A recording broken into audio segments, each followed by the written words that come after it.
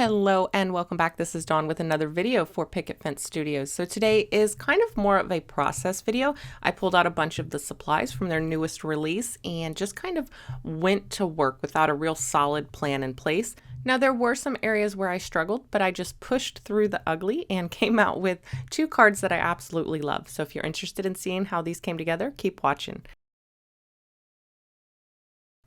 Okay, so there are a lot of really great items in this release. However, I did kind of zone in quickly on the Leaves Falling For You stamp set. I love autumn leaves.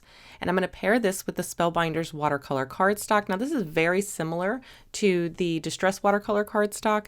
However, this is just a little bit creamier in color, whereas the Distress watercolor cardstock is a bright white. So I'm going to work on the smooth side. And the first thing I'm going to do is some watercolor stamping. I do this often. It's one of my favorite techniques.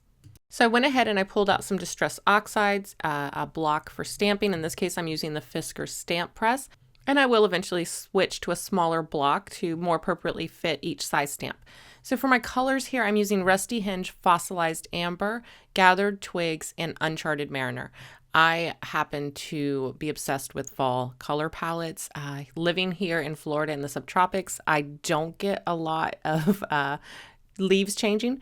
We have some trees that change color, obviously, but they are just kind of dotted in between all of these evergreen trees. So it's not the show that you northerners get to see. So I guess it's that longing for seeing that. I'm kind of obsessed with it in my crafting projects. So we always want what we can't have, correct?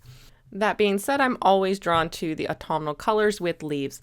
Now here I've inked up my stamp using the paper pouncers and the Distress Oxide, and now I've sprayed it with water and I'm going to stamp this down. Now here, this first one, you can see I didn't add enough water to the stamp, or if that's the look you're going for, add less water. But you can also spray the image right after you stamp it to help activate some of that ink and get it to move around. If you want more movement in your stamped image or a less clear impression, you'd simply just add more water to your stamp like I'm doing here. And you can see that this gives you a more fluid watercolor-like look to your impression without you having to do hardly any of the work. You can continue to add more water to your stamp and stamp more images. And then once your ink seems to be depleted, or maybe your colors are over mixing together and you don't like the color that you're getting, just simply clean off your stamp, apply new color, and start over. So here I'm working on a full 8.5 by 11 piece of cardstock, and I'm going to fill this up with an all over pattern. But before I add too much, I want to try to encourage this ink to move a little bit more before it dries. You can reactivate Distress Oxides after they're dry. However, I want that nice fluid movement of the ink from the lines that I've already laid down. So I want that nice bleed of color to come out from these leaves. Occasionally, I will also use whatever's on my brush to add some splatters and such to the background, but I can't stress enough that I am not being overly particular. I'm really just getting color down, pattern, and movement. That's it. I've moved on to adding a few of the smaller images here to the background, and you can see, again, I'm not worried about getting a clean impression. I'm just putting ink on the stamp, spraying it with water, stamping it down, and then using a wet paintbrush to kind of help move some of that ink around and then add some splatters. I'm just going to continue filling up this page with the rest of the images in the set. Now you could stop at any point and then start adding in maybe some text or possibly some stencils. Add in different mediums, maybe some texture paste or heat emboss. There's a lot of different ways that you could utilize this one technique into a finished background here. Again, I just right off the bat had no ideas, and I thought this was a good starting point. So I filled up the entire background. There are many times when I looked at it and I thought, oh, I hope this is going to be usable at the end. But I knew that even if there were portions on here that I hated, I could selectively cut and crop areas and only use those. And then the areas that I didn't like so much, I could use as a mat for another panel. So none of it will really go to waste. I went ahead and finished filling up this background, dried it down, and then for my final touch, I just added some splatters of color by pushing the oxide out onto my desktop and doing some splatters. Now looking back at the footage, I think I would have preferred to have left a little bit of white space. Instead of filling this completely up, I think next time I will do a similar technique, but leave a lot of white space in there because I think it adds a resting area for the eye and places where I could add other elements. But remember, no plan. We had no plan going in. So we put this aside to dry. And then I cut this into 4 A2 card panels. So 4¼ by 5½. And you can see here when we crop these down to smaller areas, they look a little less overwhelming and a lot more interesting. So now we have 4 panels to play with. Now these are rather busy, so I knew if I was going to layer these, I needed something a little quieter, something a little less busy as a layer. So I went ahead and I did some ink smushing. I've pushed out a little bit of that Uncharted Mariner and Rusty Hinge onto a craft mat here, sprayed it with water, and then I'm just smushing another sheet of this Spellbinders watercolor cardstock into it and just creating a very soft smattering of color with a lot of white space still in it. And again, this is going to be almost, if you think of it in terms of combining patterns, you usually have a larger hero pattern, something that's very loud, and then you usually have a more subtle pattern or a smaller scale pattern to pair together. So here I have one that's very heavy in color and then one that is lighter and softer in color. So these are going to pair well together, whether I use them as panels to layer on top of each other or if I die cut from this. So again, I'm just thinking in terms of things that I can use together because I still don't have a plan at this point. I'm just putting together pieces that will complement each other in a composition. So from that, I went ahead and trimmed this down to 2 panels. So you'll see that I have 2 very heavy or louder panels, and then I have 2 softer, more muted panels. So then I did have this little piece left over and I decided to do some die cutting. They have this layering, what is this? The Layering Flora Fall Foliage dies, and I decided to cut a couple of these from that leftover panel here. Now this again will just give me some elements that match the color and the theme of what I've already created. And around this time is when things kind of started to take shape. I really, really liked the way these die cuts looked. So I went ahead and cut several more, and then I wanted to add just a little bit of contrast to them. So I grabbed the Rusty Hinge Distress Oxide spray and I used the nozzle to just kind of splatter on a little bit of more concentrated orange on there. And these, I love them. I love them. You'll see. Okay, so I felt like I had enough here to get started and I could just add things as necessary. So you can see here, I'm kind of testing out how these will look on top of each other, and they do kind of get lost on each other. The busier pattern is too busy, the leaves get lost on it. The softer panels are the exact same as the leaf. So it's still, I was like, so here I'm like, okay, what if I mat them together? And here I was like, no, I don't like that. I could use a darker one, but I just really don't like that. I love the softness of this main leaf. So I was like, well, what if I swap these? So if I put the heavier pattern in the background and then I put the softer pattern here, the looser, on top. Now this is going to cover up a lot of that pattern that I created, but that's okay because I can see all of the color around the edges and it ties in beautifully. And I just picked one of the panels that I did not like as much as the others, right? It had maybe something on there that I didn't like, I didn't love. So we'll just use that one as a mat for this panel. So I went ahead and trimmed that down to 4¼ by 4¼ for the leaf pattern. Then for this top panel, it was 4 by 4. And I really liked the way this looked. I liked the way that there was continuity between the background and the leaf, but the leaf still stood out on top. I liked this subtlety, but I figured I could separate them just a little bit more if I added a little stamping to the background, and I wanted to incorporate some gold. Gold is a must for autumn as far as I'm concerned. So I grabbed another set in this release. This is illustrated by Kelly Taylor. This is the Autumn, let me see. This is the Autumn Beautiful Bounty stamp set. I grabbed that and I'm using a powder tool here to just treat my cardstock. I'm going to stamp that using some embossing ink, and then I'm going to heat emboss that with gold embossing powder. I'm going to do an offset here, so I'm going to stamp it in the lower left hand corner, and I'm going to use quite a bit of the image for this first impression, and this is going to make it a little bit heavier at the bottom. And then in the upper right-hand corner, I'm going to stamp just a smaller portion of the stamp set. And that's going to just accent it up there and carry that imagery across the card. But it's going to keep, like I said, the larger, heavier portion of the image is going to be at the bottom, and then a smaller, less visual heavy version at the top. And again, using those alternate corners is a great way to create balance. And by varying their visual weight, you get that symmetry, but it is not completely symmetrical. Okay, so now that we've heat embossed those florals, I wanted to extend these just a little bit. So I grabbed the Leaves Falling for You set and used one of the little berry segments to just extend the bouquets a little bit. This is just going to add a little bit of movement, so the bouquets don't look like just corner clusters. It kind of extends them into the rest of the design a little bit. So now I'm going to take this over to my sewing machine, and I'm going to add a zigzag stitch all the way around all four sides. And if I remember correctly, it was right about here that I started to struggle. I was having a hard time coming up with how to effectively create a little focal point here in the center where everything balanced each other well and each element kind of stuck out. So I decided to use a little bit of vellum here behind what would be my focal point.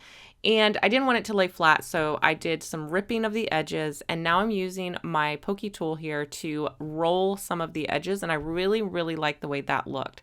So I decided to go ahead and do it in a couple more spots. Here at the bottom, I'm going to roll that as well. And this added a lot more dimensional texture to the card, and I liked that part. So I'm going to go ahead and glue that in place. But then I had a hard time with that central focal arrangement. I just could not get it to come together in a way that made sense to me. So when that happens, what I do is I kind of just put that to the side and I start continuing to build like the background. And I decided to add a little bit more stitching to my vellum. So I took that over to my sewing machine and added some zigzag stitching randomly at the top and the bottom here. And I really liked that. I liked how it repeated that stitching in the focal point area there, but it wasn't in your face. So it just kind of peeks out from behind the focal point. Then I thought, well, what if I add another layer of the vellum here and just kind of keep building this up? Because again, what I'm really trying to do here is I'm just trying to keep being productive while avoiding this central focal point because I can't figure out what to do with it at this point. So that's one thing. If you can't figure out what to do with something, focus on something else and eventually it might come together. So here I decided to work in some more of that embossing, that gold embossing. We've got it in the background panel there. So I was like, well, let me hit the edges of this vellum, this top piece of vellum with a little bit of gold embossing powder. So I inked the edges with some embossing ink, and then I just kind of dipped the edges into my embossing powder, and then I'm going to melt that, and that's going to give me a little bit of that gold shine, and just repeat that throughout the design. And it was at that point that I honed in on the gold. So we've got gold on the background panel. We've got gold here on this vellum, which is the backdrop for our focal point. And I was like, all right, let's work some gold into the focal point and maybe that will help me. So I grabbed those leaf die cuts here and those leaf die cuts and cut those from brushed gold cardstock. And this time I cut some of the smaller leaves. And I also decided just to use their outlines. Since the large leaf there was solid and I'm using the whole die cut, I decided to just use the outlines, and I thought this perfectly mimicked the line art with the gold embossing from the stamping of the flowers in the background. So now it is starting to take shape. I added a nest of some thread there right behind our leaf cluster. And this I'm really happy with. So I'm going to go ahead and stamp out my sentiment. I'm going to use some brown ink for this. We're keeping with those warm tones. And you'll notice that I'm stamping this on that ink smushed panel that I created instead of stamping this on like clean white or even cream cardstock. Having that little bit of distressing color in the background is going to, it's going to marry the sentiment with the design a little bit better and keep it from looking out of place like this super clean sentiment sitting on top of all of this yummy vintage goodness. It just helps the sentiment look like part of the design and not like an afterthought. Speaking of afterthought, I wanted to add a little bit more of those loose threads, those nests there underneath the sentiment here. So I grabbed a little bit of the metallic gold thread and kind of bunched that up. And then I'm going to adhere that directly under our sentiment.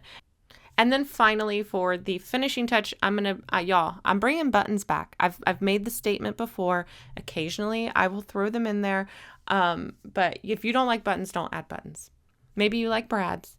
Look, you can bring brads back. I'll bring buttons back. We won't judge each other, and everything will be great, right?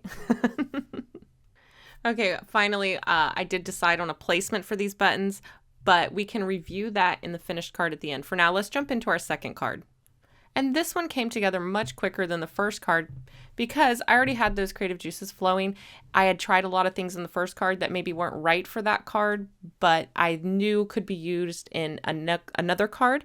So we're going to utilize some of those here. I love these die cuts. I took the rest of the die cuts that I had left over, and we're going to create a faux all over pattern here on the background of a cream card panel.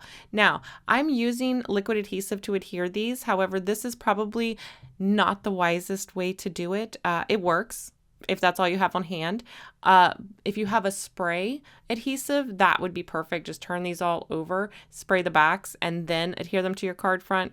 Likewise, cutting them originally from cardstock that was backed with like a Stick It or a thin double-sided adhesive would have been a good way to go as well. However, again, no plan when we started, so now it is what it is, and here we are. I'm using liquid adhesive.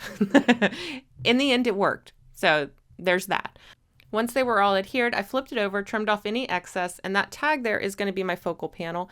And I chose that craft color there to add that contrast in early on, because I think that was really one of my sticking points when it came to creating the focal point last time, is I didn't have any contrast, which is where those gold die cuts came in. So this time we're going to work that contrast in right off the bat.